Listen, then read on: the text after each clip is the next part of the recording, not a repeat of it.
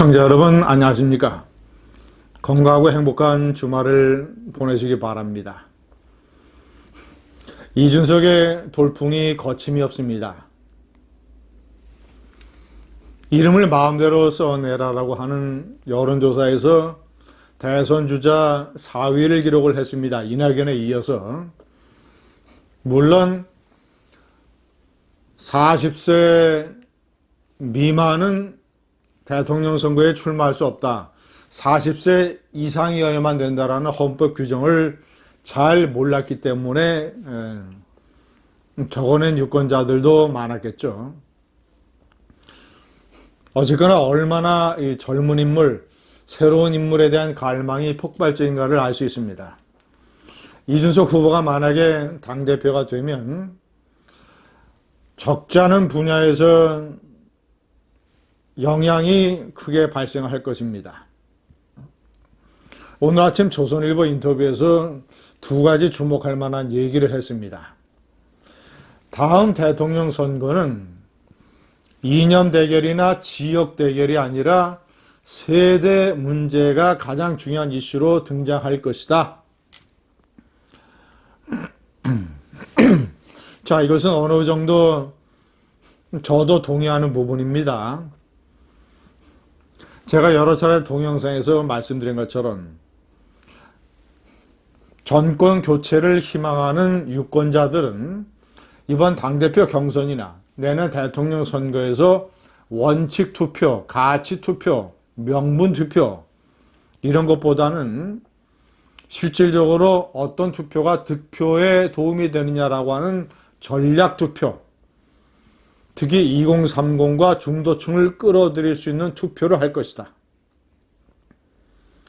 자, 이것이 2030과 중도층의 문제가 내년 대통령 선거에서 핵심 이슈로 등장할 것이라는 점에서 이준석 후보와 제가 상당 부분 생각을 같이 합니다. 자, 두 번째는 윤석열 전 검찰총장과 안철수 전 대표에 대해서 중요한 언급을 했습니다. 윤 전 총장의 영입 문제에 관해서는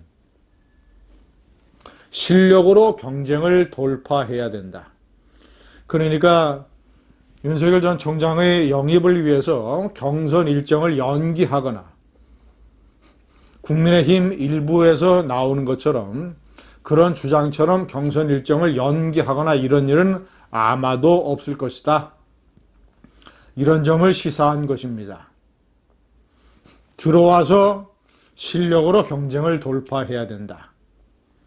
저는 이것은 제가 동영상에서 여러 차례 주장한 내용과 일맥상통하다고 생각을 합니다. 자, 그리고 윤석열 전 총장이 가야 되는 길이고 또 그가 희망하는 길이라고 저는 판단합니다. 국민의힘의 경선 일정이 시작하기 전에, 자, 국민의힘은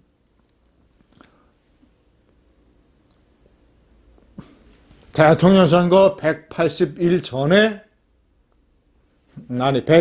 전에 대통령 후보를 선출하도록 되어 있습니다. 11월 9일 대통령 후보를 선출을 하려면 아마도 이 당내 예비후보 경선 등록이라든가 또는 여러 가지 경선 절차를 봐서 그 전에 선출을 하려면 아마 8월부터는 경선 일정이 시작이 될 것으로 보여집니다. 민주당은 훨씬 더 빨라서 대통령 선거 180일 전에 대통령 후보를 선출하도록 되어 있습니다. 9월 9일 전에. 자, 어쨌거나 국민의힘이 경선 일정을 시작하기 전에 윤석열 전 총장이 평당원으로 당당히 입당을 해서 실력으로 경쟁을 돌파해야 된다. 라는 생각이 제 생각입니다. 이준석 후보와 생각이 같습니다. 안철수 전 대표에 대해서는 이렇게 얘기를 했습니다.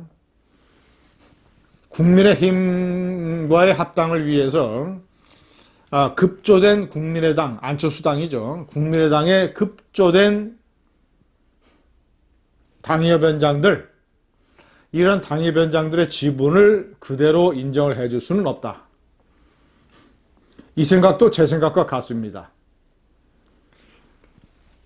국민의당의 안철수가 국민의당과 국민의힘이 대등통합을 해야 된다고 주장하는 것 자체가 어불성설입니다. 삼천리 자전거와 현대자동차가 어떻게 50대 50으로 합칠 수 있겠습니까? 국민의당은 국민의힘에 흡수 통합돼야 됩니다. 적절한 규모의 지분만 챙기고 흡수 통합돼야 됩니다. 자, 이런 식으로 이준석 후보가 자신이 당대표가 되면 국민의당의 급조된 당협위원장들의 지분을 인정할 수 없다는 점을 밝혔기 때문에 그렇지 않아도 안철수 전 대표와 뿌리 깊은 불화가 있는데 국민의당과 국민의힘이 합당하는 것은 그렇게 쉬운 일이 되지 못할 것입니다. 여러 가지 난관이 있을 것입니다. 결론적으로 말씀드리면 이준석 후보는 당대표가 되면 안철수 전 대표의 오랜 불화를 깨끗이 청산하고 본인이 유감을 표명할 것이 있으면 표명을 하고 사과를 해야 될 것이 있으면 사과를 하고 대신 안철수 전 대표는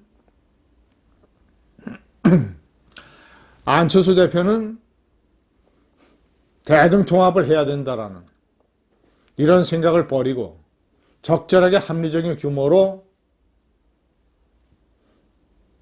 흡수통합을 하는 방법을 추진을 해야 될 것입니다. 제가 이번에 명기를 했는데 오랜 불화의 뿌리가 어느 정도인가? 2016년 총선에서 서울 노원병에서 안철수와 경쟁을 했던 이준석, 당시 새누리당 후보였죠. 그런데 떨어졌습니다. 자, 이제 탈당을 해서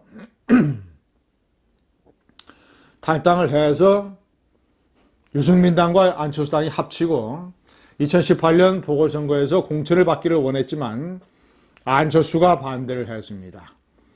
이때서부터 불화가 쌓이기 시작한 것이죠. 그래서 그 이듬해 2019년 바른미래당의 바른미래연구원에서 주관한 청년정치학교 입학식 관련 행사에서 이런 말을 했습니다. 안철수 때문에 사람이 둘 죽었어. 안철수가 대선 후보 될 때까지 주변에서 얼마나 도와주고 했었어. 인간 수준이 안 되는 거거든. 그리고 안철수 당시 전 서울시장 후보를 겨냥을 해서 그대로 가면 비읍시웃이 된다. 병신이라는 말이죠. 이런 욕설을 했습니다. 이것이 녹취록에서 다 드러났습니다. 이런 구원과 불화를 어떻게 넘을 수 있는 것인가? 안철수 국민의당이 흡수 통합되는 것은 대통령 선거의 우파 승리를 위해서 반드시 치러야 되는 과제입니다. 야권 통합은 숙명입니다. 반드시 해내야 되는 과제입니다. 이준석과 안철수는 지혜를 짜내서 서로가 양보하고 야권 통합이 이루어질 수 있도록 해야 될 것입니다. 감사합니다.